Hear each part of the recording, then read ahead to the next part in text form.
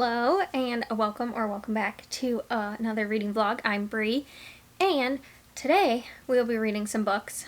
Obviously it's a reading vlog, but I wanted to see if you maybe caught the clues I had last reading vlog, and with the drum roll please. The book I will be reading is The Bone Garden by Tess Juriston. You may have picked up from some of my clues last time. But I started this when I was in Charleston and I got to page 106. And this is basically a dual timeline. So this woman has bought a house that's like a historical home. And while she's gardening, she finds a body that is just bones. And the coroner comes out and then has a like anthropologist, I believe, come out. Or paleontologist, I don't know what they're called, and believes the bones were around 1830 in Boston. So she starts trying to figure out what happened, but it's also flashing back to 1830, and we're following this woman whose sister is really ill from giving birth, and she is just seeing a lot of horrible things happen, and she's an Irish immigrant. A lot of people don't like her because she's Irish, and she's just dealing with a lot. So I think it's a very interesting premise. I'm like interested to see how the two come together. Oh, we're also following this guy who's training to be a doctor, and he basically steals bodies in the night with this kind of sketchy dude, because for science you weren't allowed to really like examine bodies, so this is the way they learn. So it's like was good for science, but also like there's a lot of morally wrong things with grave robbing. So it's like a very interesting dynamic to read about right now. But I will say this is very dark. It reminds me of the Karen Slaughter Pretty Girls, not in that the story is the same, but like how they're both pretty dark. It's very graphic about like the kind of like what it's called, why can't I ever remember this word, the like autopsies basically they're doing, and just things in general. It's just a very dark, creepy book.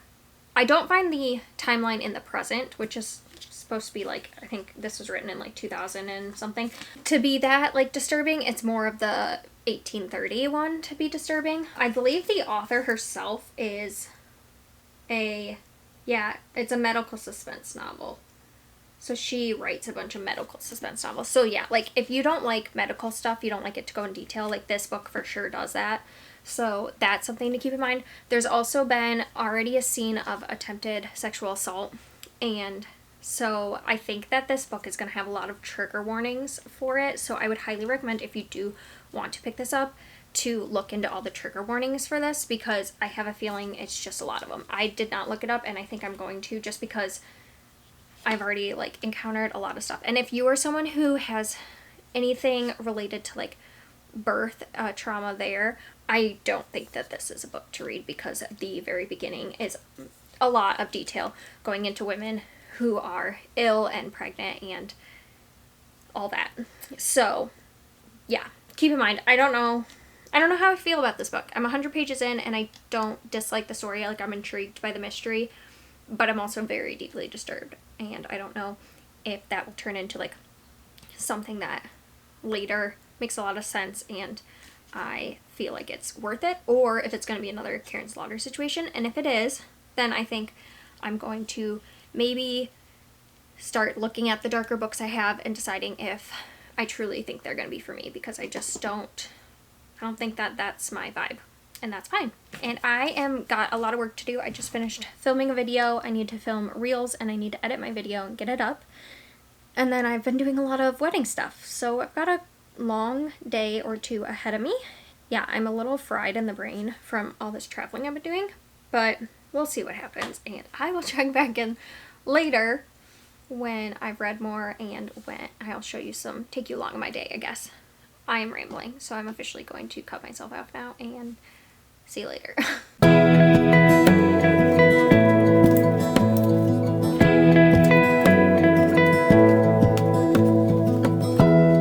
Give me love, give me all your love, oh, 'cause I want you.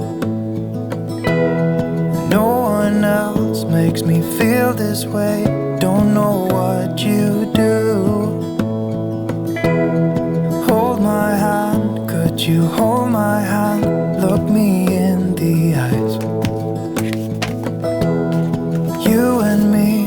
Yeah, that's all I need, and I'll be alright. I'll be right here. I swear that I'll stay here with you. Hold me closer. I wanna stay here with you. All that we have is each other now. I promise I won't leave your side. Be who you are and you'll be enough. If you're giving me your love, giving me your love. All that we have is each other now. Promise you won't leave my side. I hope who I am is enough for you. If I'm giving you my love, giving you my love, love.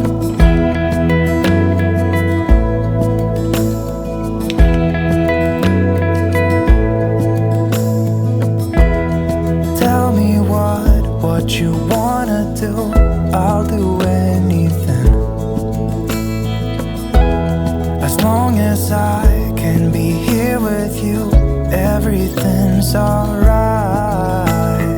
I'll be right here. I swear that I'll stay here with you. Hold me closer. I wanna stay here with you. So I'm in the parking lot of dance place. I am early. It's 2:50 and dance is at 3:15. So I'm going to read a little bit and then I will check back in. But this is awkward because someone just saw me videoing. So okay. Yeah. So I'm just gonna sit here and read, and then I will go to dance, and I'll check back in later.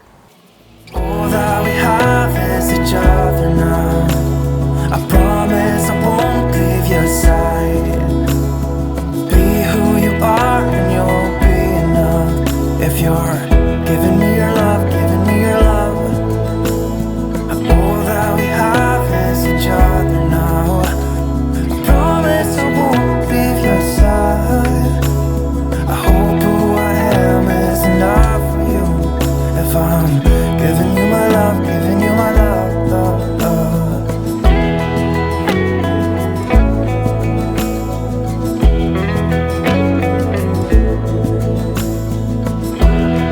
Give me love, give me all your love, give me all your love. Give me love, give me all your love, give me all your love. Give me love, give me all your love, give me all your love. Give me love, give me all your love, give me all your love. Hi, Daniel explained. I think at some point we'll demand a regime change. Astrid seems capable and scary. She's extremely capable. Probably one of the reasons Sheriff Hugo is such a difficult toddler most of the time. He's afraid Astrid is going to swoop in and steal all his toys. Is that why he doesn't like me? I asked. He's afraid I'm going to steal his toys. Let me tell you, I'm having a day or a week or whatever it is, but I started not feeling well, so I have a hot water bottle and everything, which is like great when it's hot outside too. But I got into comfier clothes because I just want to like relax while I'm working because I'm not feeling good. But then I heard a noise, so I go out, and for the second time this week already, yesterday and today, I found my cat had wedged himself under our big brown couch, and he's too big for it, so then he was stuck. And this happened in the middle of the night the other night, and Noah was here to help me get him out, but Noah's at work, so I can't lift that couch really, so I had to like wedge myself under the couch and then like try to push him out. And now I'm out of breath, and I had to like put blankets all around so that he can't get back under it. And it was stressful. He was crying because he was scared, and when he's scared he throws up, so I'm just waiting for that to happen. So now I'm like doubly not feeling good. But on a lighter note, I finished Shades of Earl Grey, the third book in the Tea Shop Mystery series by Laura Childs, and I think I'm gonna give this one 2.5. The other ones have been about a 3-star for me, But there was just something about this one that felt a little lacking to me. I just don't think the mystery was as intriguing, and I don't feel like there was much, like, I felt like we spent a lot of time at the tea shop doing, like, tea shop things, which is nice, but I just felt like I wanted a little more mystery than I was getting this time, and the reveal was, like, the last 20 pages, and it just, like, happened kind of suddenly, but I don't know how to describe it. I just felt like it could have been done better, in my opinion. So yeah, I'm gonna give it 2.5 stars. I think it's a fun, like, series. I think that there are definitely flaws in it, and I think I could probably find a cozy mystery series I like more, but I do really enjoy the tea shop vibes, and now having been to Charleston, I think it's really cool that I can, like, know where these things are, and I like that there's, like, some of that history there, but also I do feel like this, like, a little bit glorifies the history there, because it's a lot in the historic district, and they talk about a lot of, like, historical things, like the artifacts and stuff like that, but I don't feel like it really talks about how there's also a lot of, like, trauma in that history, and a lot of things that were done that weren't good to people, slaves, things like that. And I get this is a cozy mystery series, so it's probably not going to dive into that, but I just think that it could be more intentional with certain things it talks about, and it just kind of, like, glosses over it. But overall it's like a feel-good story, things like that. So yeah, I like it. I think I will continue with it just to see, because I've given the first 2 3 stars, and then this one was a little lower, but I have more of them, so I do want to continue with it, and I just think it's, like, a nice beach read. I only got, like, 10 pages further in this one, so today I'm going to be reading more of The Bone Garden, so I don't really have an update for you, but I have only, let's see, 19 minutes left in Curse the Day that I've been listening to on audio, so I'm going to try to finish that today, but we're just getting to, like, figure out who the person is. But if you don't know, this is a paranormal cozy mystery that's following a woman, and she sees an angel, well, she sees a guy on a cliff, and he looks like he's gonna jump off, so she tries to go help him, and she ends up going over, and he saves her, and she finds out he's an angel. But then they end up in this place called Spellbound, where magical creatures live, and humans can just, like, cross right back through and not have a problem, but she can't get back, so they're like, oh, well, you must be a magical creature because you can't cross over. And so she finds out she's a witch, and then she's given the position of lawyer in the town, because that's what she is back in the human world. And she's now trying to figure out what happened to the previous lawyer, because he was killed under mysterious circumstances. I think it's a cute story. I think I'm going to give it probably 3 stars. I feel like it's fun. I like the paranormal aspect to it, because it's, like, feels a little like a fantasy. And the mystery itself, it's definitely more adult. They talk about, like, sex and things in this, but I find it fun. It reminds me a little bit of, like, what's the word? What's that TV show? Sabrina, but, like, not. I don't know why it's giving me Sabrina vibes, but it's, like, adult Sabrina vibes to me. Yeah, I just think it's fun. I think it's, like, a fun thing. I would definitely listen to, like, more audiobooks if I had a long trip or something. So I'm glad I am listening to it, and I'm definitely going to finish it. But right now, because I already know who the murderer is, it's just wrapping it up. I think I'm going to give this 3 stars. I really do enjoy it. I think it was a fun time. So I finished 2 books, and then I have a 3rd one I am going to read today. I'm just working on some stuff for work, but I don't know how much I will get to today because I am not feeling the best. But I did plant out my plants this morning, which was really fun. And I've got some other wedding things I need to do because we're a week and a half away. So I am working on a seating chart and stuff more today. So that's the updates I have for you.